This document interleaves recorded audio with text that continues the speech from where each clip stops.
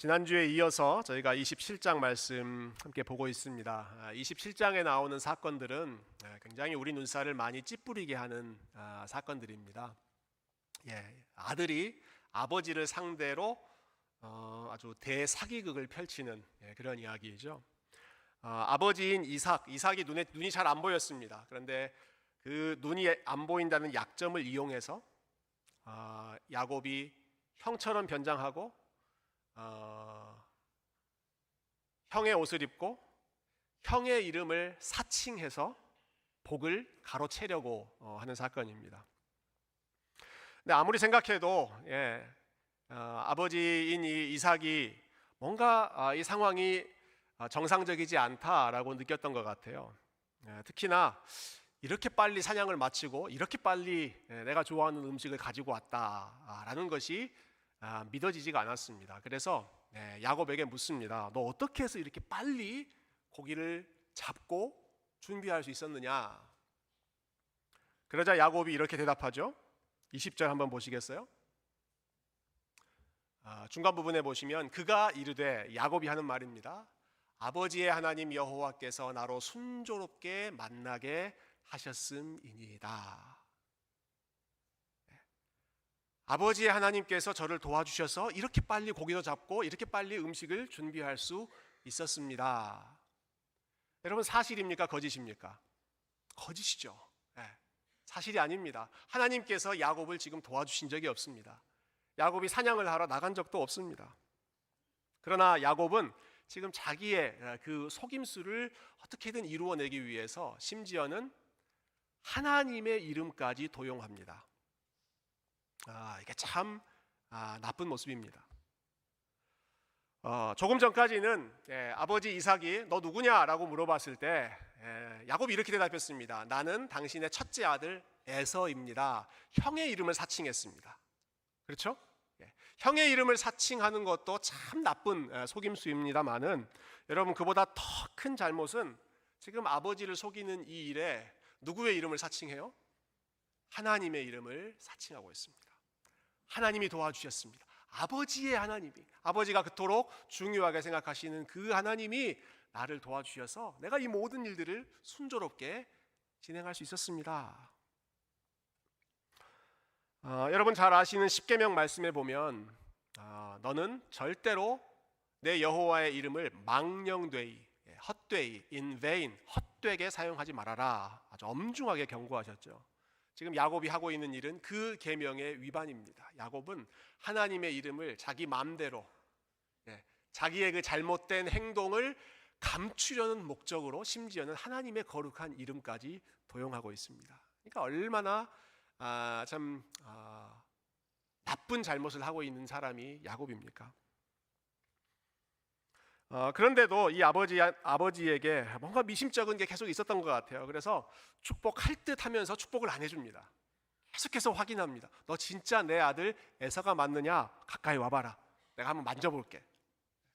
그렇게 확인해 보려고 하고요. 한 번 더 물어보기도 하죠. 너 진짜 내 아들 에서가 맞느냐? 그리고 마지막에는 축복하기 직전에 야곱을 가까이 불러서 입을 맞춰달라라고 요청합니다. 친근한 그 인사의 표현도 있겠지만 가까이, 눈이 잘 안 보이니까 가까이 데리고 와서 마지막 한 번 더 확인하려고 하는 그러한 단계라고도 볼 수 있습니다. 그런데 가장 가까이 온 그 아들에게 에서의 냄새가 났죠. 에서의 옷에 나오는 그 냄새를 확인하고 내 앞에 서 있는 이 아들이 에서가 맞구나. 그때 하나님의 이름으로 마음껏 축복합니다. 할 수 있는 좋은 축복은 다 합니다. 하늘에서 복을 받고 땅에서도 네가 복을 받고 너를 저주하는 자는 저주를 받고 너를 축복하는 자는 축복을 받으리라. 이삭이 마음껏 하나님의 이름으로 야곱을 축복해 주었습니다. 참 이 상황이 드라마틱하죠. 그렇게 야곱이 축복을 받고 아버지 앞을 떠난 직후에 곧 에서가 도착합니다. 에서도 사냥한 고기를 가지고 준비한 아버지가 좋아하는 그 별미를 가지고 아버지 앞에 드렸습니다. 아버지가 모든 상황을 알게 됩니다. 처음에 내가 축복했던 그 사람이 에서가 아니라 야곱이었구나. 야곱이 나를 속이고 야곱에게 내가 잘못 축복을 했구나. 여러분, 이렇게 모든 사건의 진상이 드러났을 때 여러분이 이삭이라고 하신다면 여러분 이 상황에서 어떻게 대응하시겠습니까? 야곱이 자기를 속였습니다. 속았습니다. 이삭이 속아서 야곱을 축복했습니다. 그리고 그렇게 했다는 야곱의 잘못이 아주 명명백백하게 다 드러났습니다. 어떻게 해야 됩니까, 여러분? 이럴 때 어떻게 반응하는 것이 올바른 반응일까요? 주일 아침은 참 즐거운 날인데 우리가 안식하고 또 하나님 예배하면서 기쁨을 회복하는 그런 시간인데 좀 무거운 말씀을 드려서 죄송합니다. 요즘 한창 월드컵이 진행되고 있습니다. 월드컵 생각만 해도 지금 마음이 무겁지 않으신가요? 안 보셨군요, 여러분. 한국이 탈락을 했습니다. 아주 보기 좋게 탈락을 했습니다. 그런데 지금 그 얘기를 하자는 것이 아니라 여러분 축구 경기를 보면 이전에는 심판들이 호루라기만 불고 다녔습니다. 호루라기 불고 잘못하면 반칙이 보이면 삑 불어서 정지시켰죠. 이제는 그렇게 하지 않습니다. 이번에 보니까요, 심판들이 첨단 장치를 다 가지고 다닙니다. 귀에는 이어폰을 꽂고 입에는 마이크를 하고 이번에 보니까 눈 옆에 이렇게 카메라까지 달고 심판을 보시더라고요. 보셨어요? 왜 그렇게 합니까?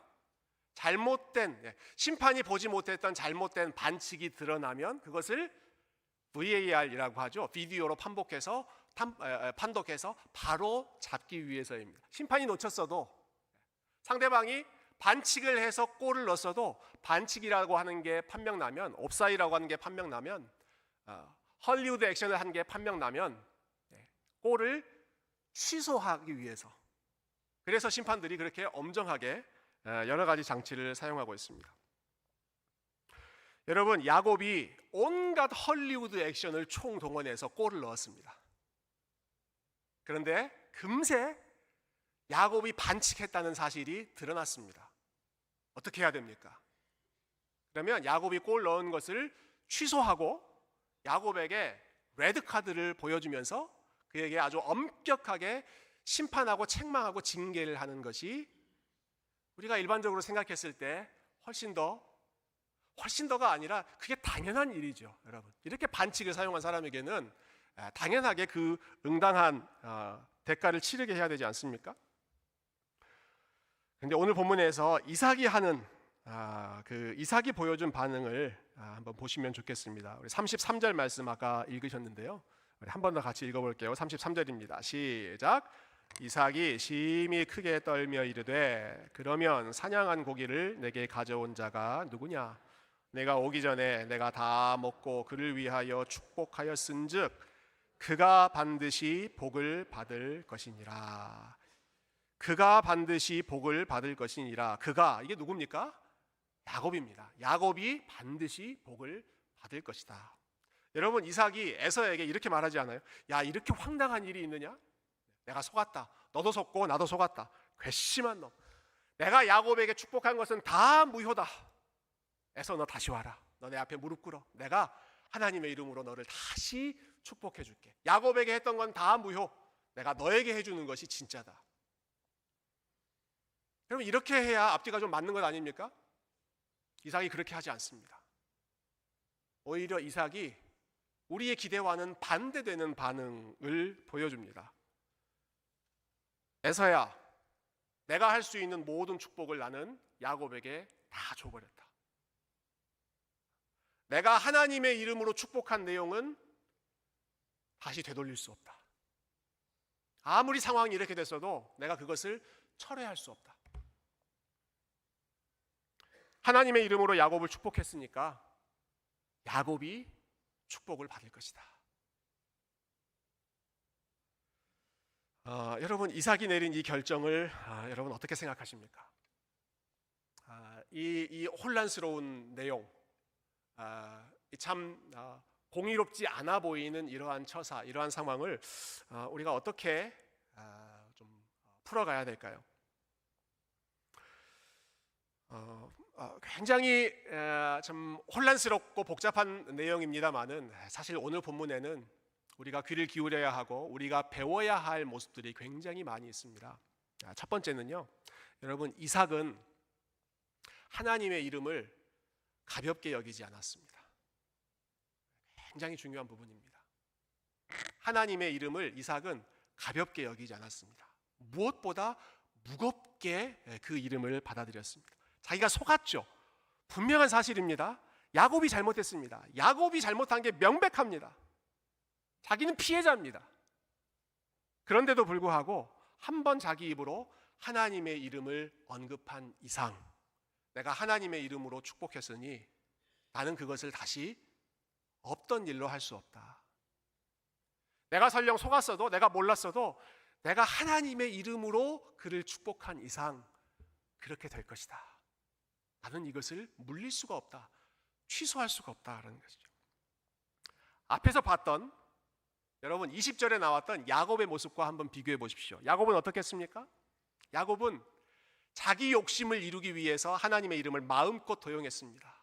일어나지도 않았는데, 하나님께서 도와주시지도 않았는데, 하나님에 대해서 전혀 생각도 하지 않은 그러한 상황이었을 텐데, 아버지의 하나님께서 나를 도와주셔서 내 일이 이렇게 잘 풀렸습니다. 야곱은 그런 식으로 하나님의 이름을 이용해 먹죠. 이삭은 그렇게 하지 않습니다. 누가 보더라도 지금 이삭은 피해자입니다. 여러분, 인간적으로 생각하면 계약 파기라고 이야기하고 다 취소하고 야곱에게 손해배상을 요구해야 되는 것들이 그러면 사실 정당한 상황이지 않겠어요? 그런데 이삭이 그렇게 하지 않았다라는 것입니다. 하나님의 이름으로 본인이 말했기 때문에, 하나님의 이름으로 축복했기 때문에 그것을 다시 되돌리지 않은 것이죠. 시편 15편에 보면 하나님이 기뻐하시는 사람은 이런 사람이다, 여러 가지 특징이 나오는데요, 그 중에 하나가 이것입니다. 그의 마음에 서원한 것은 해로울지라도 변하지 아니하며. 그의 마음에 서원한 것, 서원한다는 게 무엇입니까? 하나님의 이름으로 내가 약속한 것이죠. 하나님의 이름으로 무언가를 한 것입니다. 하나님 앞에서 내가 이렇게 하겠습니다 라고 결심한 것이 서원하는 것입니다. 그렇게 서원한 것이 있으면 해로울지라도, 그렇게 했을 때 나에게 유익이 되지 않는 상황이 될지라도, 그렇게 하면 나에게 해롭습니다. 이삭에게 해로워요. 이삭이 이루고자 하는 그 계획이 안 이루어져요. 이삭에게 해로운 상황입니다. 해로울지라도 바꾸지 않습니다. 해로울지라도 변하지 않는. 왜 안 바꾸는가? 하나님의 이름으로 내가 약속하고 서원했기 때문에 지금 당장의 나의 유익, 손해, 이거보다 하나님의 이름이 나에게 더 중요하다. 그것 때문에 지키는 것이죠. 여러분, 하나님의 이름을 얼마나 무겁게 여기며 살고 계신가요? 하나님의 이름, 그리고 내가 하나님의 앞에 있다라고 하는 사실이 여러분에게 얼마나 중요한, 여러분의 말과 여러분의 행동을 좌우하는 얼마나 중심적인 기준이 됩니까? 하나님의 이름 얼마나 소중하게 생각하시고 얼마나 무겁게 생각하시고, 그리고 하나님 앞에서 내가 서 있다라고 하는 것을 얼마나 그 하나님을 권위 있게 생각하십니까? 혹 야곱처럼 나한테 유리할 것 같으면 하나님의 이름을 전면에 내세우고, 그러나 반대로 나에게 손해가 될 것 같으면 하나님의 이름으로 이야기했어도 다 씻어버리고, 다 없던 일로 해버리고, 다 그냥 내 뒤로 감춰버리고, 혹시 그렇게 우리말에 달면 삼키고 쓰면 뱉는다라는 말이 있는데요, 하나님의 이름을 그런 식으로 달면 냉큼 먹고 쓰면 안 좋을 것 같으면, 손해볼 것 같으면 그냥 뱉어버리는, 여러분 혹 그런 모습으로 살고 계시지 않으십니까? 우리가 하나님 앞에서 하고 또 약속하는 그러한 말들을 우리가 얼마나 무겁게 생각하고 지키려고 책임을 지려고 애를 쓰는가. 여러분, 우리가 신앙생활을 하고 있는데요, 하나님 앞에 살잖아요. 하나님 앞에서 생각하고 하나님 앞에서 말하고 그리고 하나님 앞에서 결단하고 약속합니다. 여러분, 이런 모든 신앙의 활동은 기분 내키면 하고 기분 내키지 않으면 말고 그런 식으로 할 수 있는 것이 아닙니다. 기분 좋으면 열심히 하고 기분이 나쁘면 손해가 될 것 같으면 수가 틀릴 것 같으면 없던 일로 해버리고 그렇게 할 수 있는 것이 아닙니다. 내 몸이 건강하고 내 마음도 평안하고 내가 시간적으로도 여유롭고 내가 물질적으로도 여유롭고 그러면 예배하는 데도 열심히 하고 봉사하는 것도 열심히 하고 뭐 선교하는 것도 열심히 하고 하나님이 기뻐하시는 일 열심히 하다가 내 몸도 지치고 내 마음도 복잡하고 뒤숭숭하고 시간도 바쁘고 물질도 참 타이트하고 그러면 내가 언제 그랬냐는 듯이 싹 하나님의 이름을 중요하게 생각하지 않고 모든 것들을 다 쉬어버리고 하나님을 가볍게 여기는 것. 저는 이 시대에 가장 큰 영적인 위험이라고 생각합니다. 하나님의 이름을 너무 가볍게 여기는 거지. 하나님의 이름을 너무 가볍게 여깁니다. 하나님의 이름으로 약속하고 서약해도 그냥 다 내 이익과 손해 앞에서는 다 그냥 무용지물로 끝나버리게 됩니다.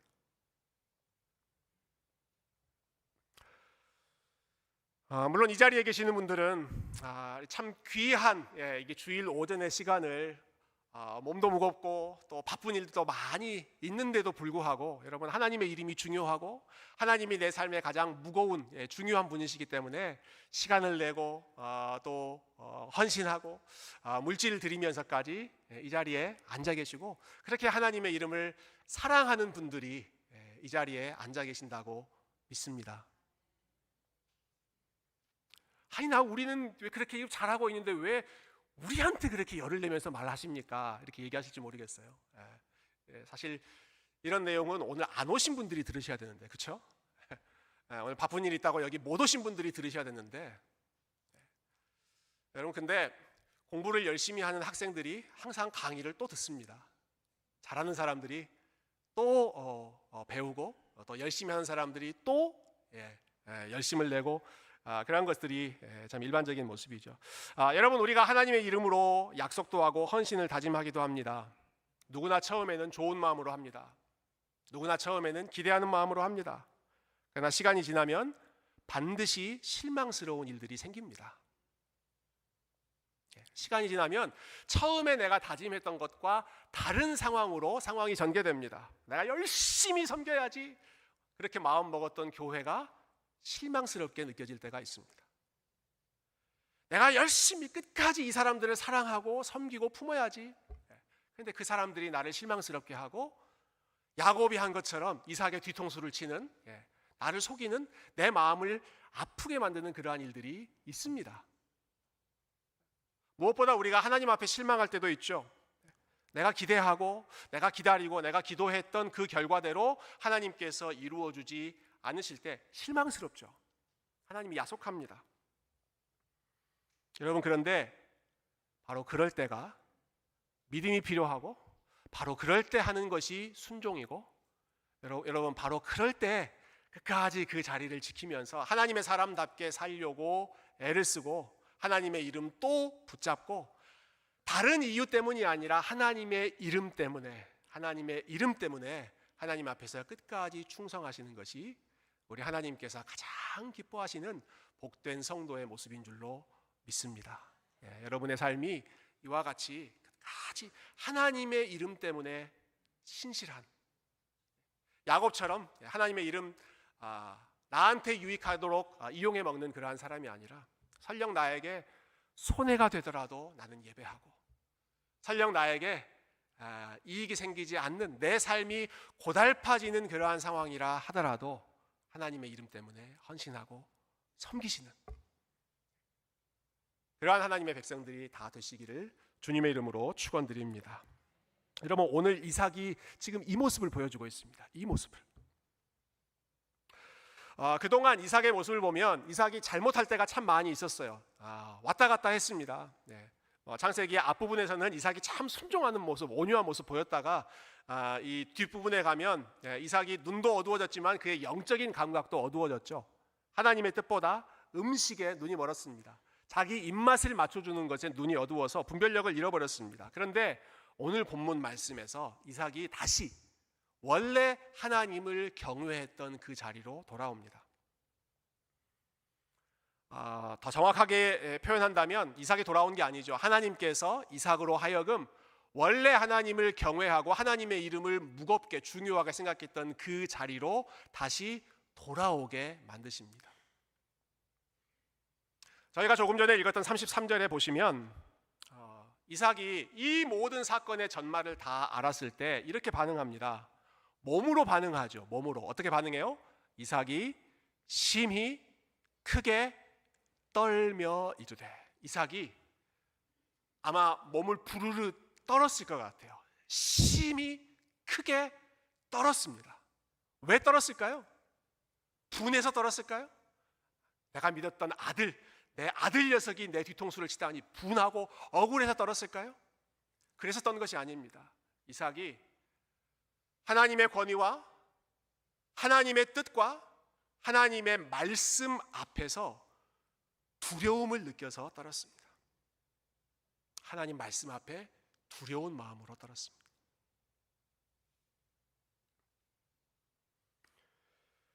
이삭은 알았습니다. 이삭은 알았어요. 하나님의 계획이 무엇인지를 알았습니다. 하나님이 선택한 사람이 야곱이 아니라 에서라고 하는 것을 이삭은 알았습니다. 알았는데 어떻게든 그것을 저항해 보려고 했습니다. 어떻게든 그 일이 이루어지지 않게 하려고 이삭 나름대로 온갖 방법을 썼습니다. 하나님의 뜻보다는 자기 입맛을 즐겁게 해주는 일, 그 사람이 더 중요하다고 생각했기 때문에 이삭이 야곱이 아니라 에서를 축복하려고, 하나님의 뜻이 그것이 아니라고 하는 사실을 알면서도 어떻게든 그 방법을 이루어 보려고 이삭 나름대로 최선을 다하지 않았습니까? 근데 결과가 어떻게 됐죠? 결과가 어떻게 됩니까? 이삭의 뜻이 아니라 하나님의 뜻이 이루어졌습니다. 하나님의 계획이 이루어졌습니다. 그 하나님의 뜻 앞에 이삭이 두려움을 느끼는 것입니다. 두려움을 느끼고 그 하나님의 권위와 하나님의 그 무거운 하나님의 계획, 하나님의 섭리의 그 무게 앞에서 어찌할 바를 몰라서 벌벌 떨면서 그 떨리는 목소리로 에서에게 말하는 것이죠. 야곱이 복을 받게 돼 있다. 내가 그것을 바꿔보려고 무던히도 애를 썼다마는, 내가 이 방법도 써보고 이 방법도 써보고 내가 너를 따로 불러서 우리 둘만 쿵짝을 맞아서 내가 너를 축복하려고 온갖 애를 다 써봤는데 안 된다. 우리는 하나님 앞에서 안 된다. 내가 아무리 노력하고 아무리 가진 방법을 써봤지만 결국은 하나님의 뜻이 이루어지더라. 그게 지금 이삭의 떨리는 마음입니다. 그걸 깨달은 거예요.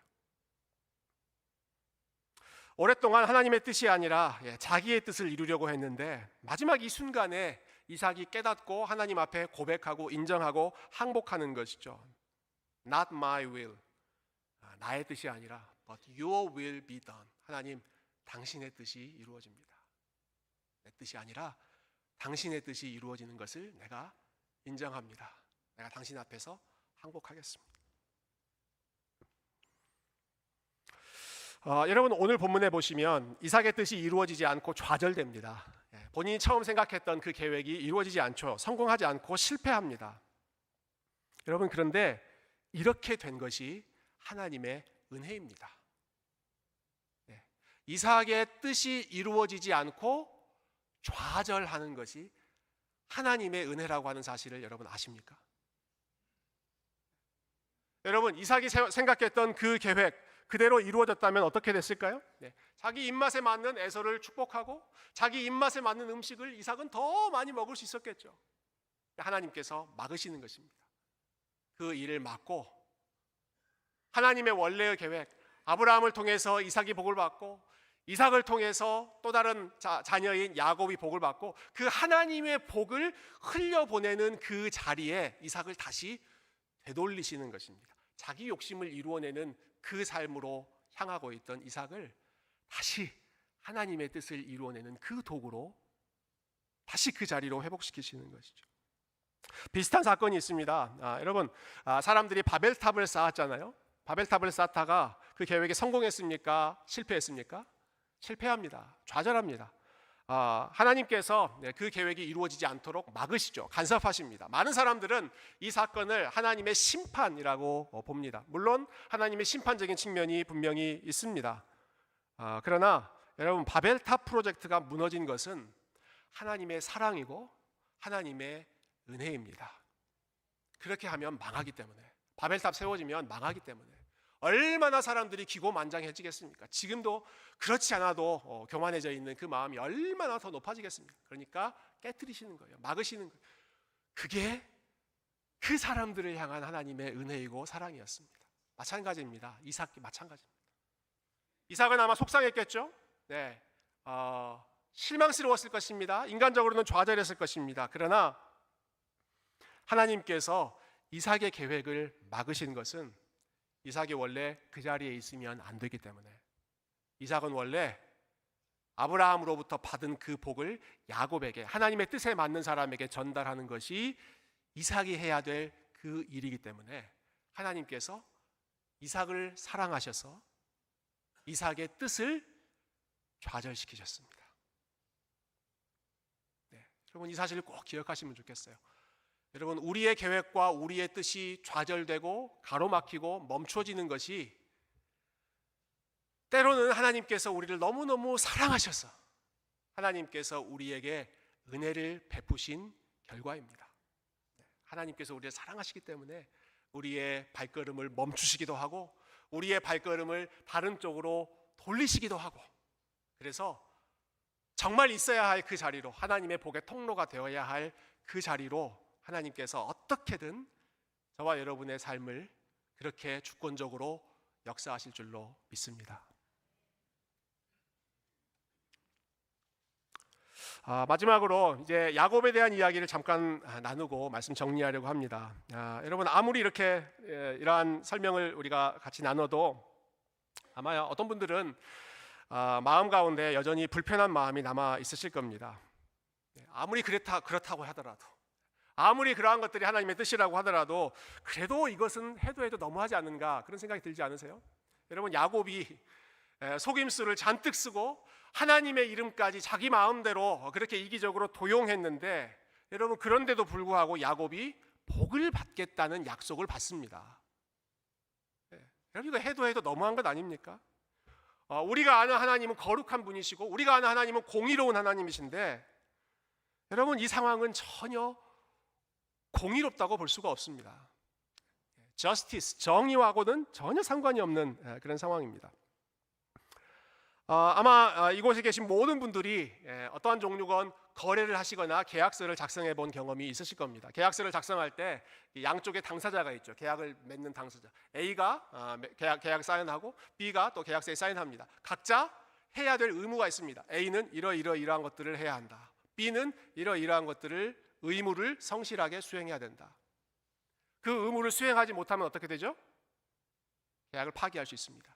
계약이 파기됩니다. 그리고 그 의무를 성실하게 수행하지 못하는 사람에게 손해배상을 청구할 수 있습니다. 그게 일반적인 계약이죠. 여러분, 야곱이 명백하게 잘못을 했습니다. 야곱처럼 잘못된 방법을 썼을 때에는 언제든 계약을 취소하고 야곱을 징계하고 야곱에게 손해배상을 청구하는 게 마땅합니다. 그런데 여러분, 하나님께서 이런 아주 엄격한 공의라고 하는 기준을, 계약 파기의 조건을 야곱에게 적용하셨다면 어떻게 됐을까요? 하나님께서 이 justice라고 하는 이 기준을 야곱에게 갖다 대셔서 결정하셨다면 어떻게 됐을까요? 야곱, 너 이놈, 이 나쁜 놈, 내가 너를 축복하겠다고, 너 어머니의 뱃속에서부터 내가 선택하고 내가 계획하고 내가 이렇게 큰 계획을 가지고 있는데 너 나를 믿지 못해? 형을 속여? 아버지를 속여? 심지어 내 거룩한 이름까지 너 하고 싶은 대로 이렇게 마음껏 사용해? 네가 축복의 조건을 어겼으니 나도 축복하겠다는 약속을 깨트린다. 여러분, 그렇게 됐으면 어떻게 되겠습니까? 여러분, 이 기준을 이거 아닌데? 이렇게 해도 되나? 야곱이 이렇게 잘못했는데도 계속 야곱이 복을 받는 게 이게 말이 되나? 우리가 아는 이 정의와 공정이라고 하는 이 상식이 안 맞는데, 여러분, 이 저스티스라고 하는 이 기준을 야곱 말고 저와 여러분에게 적용한다면 어떻게 될까요? 여러분, 우리에게 이 기준을 똑같이 엄격하게 엄밀하게 적용한다면 어떻게 될 것 같습니까? 여러분, 우리가 거짓말을 할 때마다, 혹은 우리가 사랑의 의무를 다하지 못하고 미워할 때마다, 혹은 우리가 사람들을 사랑으로 섬기고 순종하는 그런 삶을 살기보다 내 욕심을 이루려고 살아갈 때마다, 그럴 때마다 하나님께서 우리를 향해서 네가 잘못을 범했으니, 네가 약속을 깨트렸으니 나도 약속을 깨트린다. 나도 더 이상 너를 복주지 않겠다. 여러분, 그렇게 말씀하시면 어떻게 되겠습니까? 여러분, 하나님께서 공의로운 기준을 우리의 삶에 매 순간 적용한다는 것, 사실은 우리가 감당할 수 없는 일입니다. 감당할 수 없습니다. 여러분, 이스라엘 백성들이 하나님을 얼마나 많이 속였습니까? 야곱의 후손들, 정말 야곱의 후손들답게, 야곱이라고 하는 그 이름, 그 조상의 후손들답게 얼마나 많이 하나님을 속이고 하나님을 배신하고 하나님을 실망시켰던 일들이 얼마나 많았습니까? 여러분, 그럴 때마다 하나님께서 너희들이 약속 먼저 깨트렸다, 나도 너희를 복주겠다는 약속 깨트리겠다. 여러분, 그렇게 하셨다면 어느 누가 하나님의 백성으로 남아있을 수 있었겠습니까? 하나님이 그렇게 하지 않으신다는 것입니다. 하나님이 그렇게 하지 않으신다는 거예요. 그게 우리가 받을 수 있는 최고의 은혜입니다, 여러분. 오늘 우리가 예배를 시작할 때 시편 103편 말씀을 교동문으로 함께 나눴죠. 여러분, 거기 보면 너무너무 귀한 말씀이 있습니다. 여러분, 참 감사한 마음으로 읽으셨는지 모르겠어요. 거기에 이런 구절이 있습니다. 하나님은 우리가 잘못한 대로 처벌하지 않으시며, 우리가 잘못할 때마다, 우리가 실수를 범했을 때마다, 우리가 반칙을 범했을 그런 때마다, 그때마다 하나님께서 계속해서 개입해서 책망하고 징계하고 심판하셨다면, 여러분, 아무도 하나님 앞에 남아 있을 수 있는 사람이 없죠. 하나님이 그렇게 하지 않으신다는 거예요.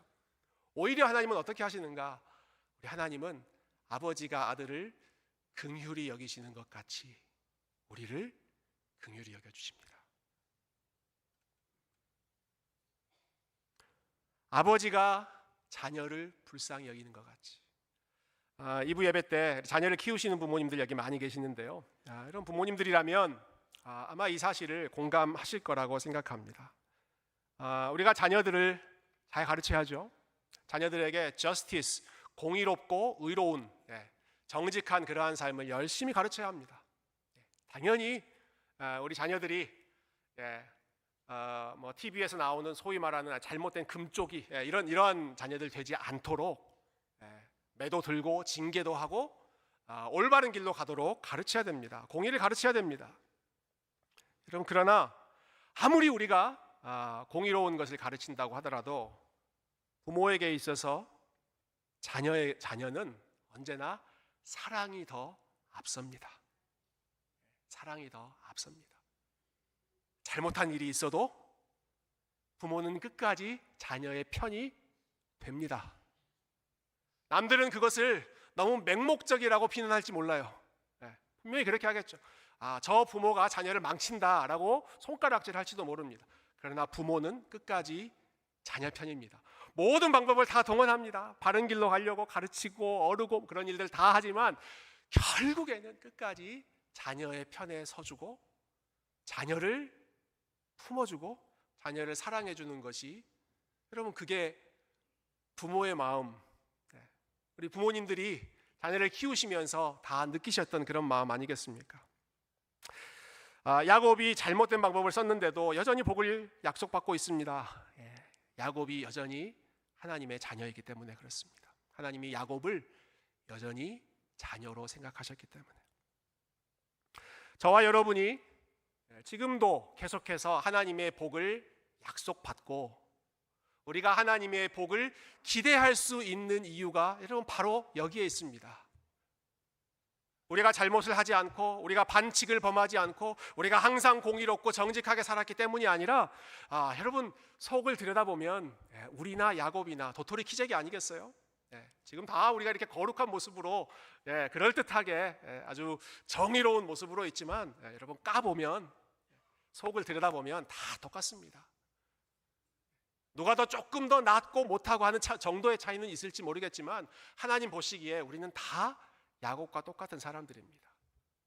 그런데 하나님은 여전히 야곱을 축복하십니다. 하나님의 자녀이기 때문에. 야곱이 잘해서가 아니라 하나님의 자녀이기 때문에. 야곱이 속임수가 능해서 이러한 일들을 이룬 것이 아니고요, 하나님이 속아주신 것입니다. 속아주신 거예요. 야곱에게 속아주시고 그 후에 야곱의 후손들 이스라엘 백성들이 죄를 범할 때마다 그때도 또 속아주시고 또 한 번 믿어주시고 또 한 번 기회를 주시고 다시 시작할 수 있는 계속해서 여러분 그러한 은혜를 베풀어 주시는 것이 하나님의 마음입니다.